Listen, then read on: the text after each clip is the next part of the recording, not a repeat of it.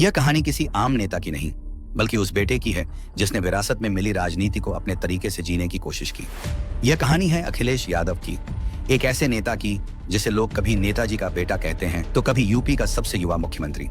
लेकिन इन दोनों पहचान के बीच जो संघर्ष, सपने और फैसले छुपे हैं, वही इस फिल्मी कहानी की असली जान है।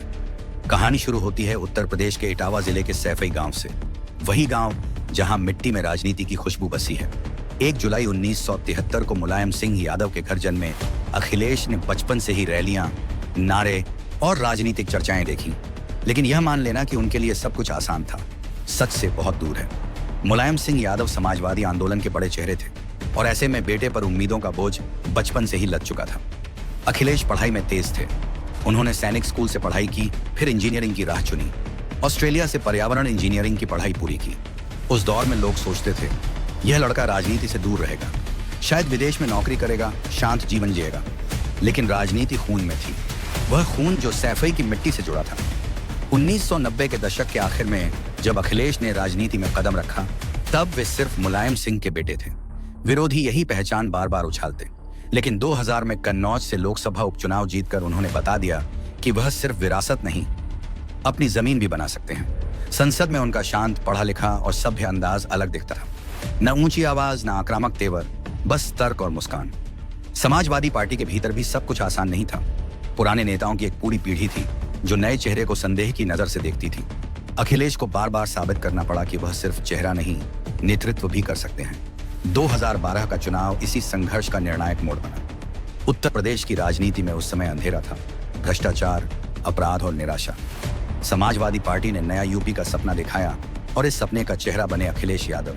नतीजा ऐतिहासिक रहा। 38 साल की उम्र में अखिलेश उत्तर प्रदेश के सबसे युवा मुख्यमंत्री बने। यह पल किसी फिल्म के क्लाइमैक्स जैसा था, जहां हीरो सबको चौंकाकर सत्ता की कुर्सी तक पहुंच जाता है।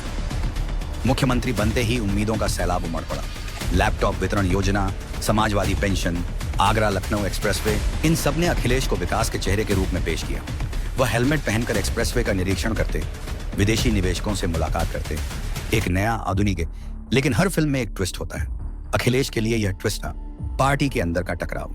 2016 से 17 आते आते समाजवादी पार्टी में गृह युद्ध खुलकर सामने आ गया।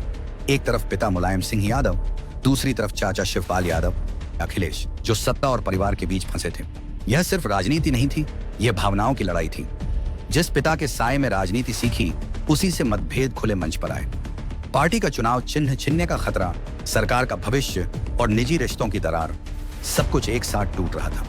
2017 का चुनाव समाजवादी पार्टी हार गई, सत्ता हाथ से निकल गई और अखिलेश के चेहरे से मुख्यमंत्री की चमक उतर गई। लेकिन यही कहानी खत्म नहीं होती। असली हीरो वही होता है जो गिरकर उठे।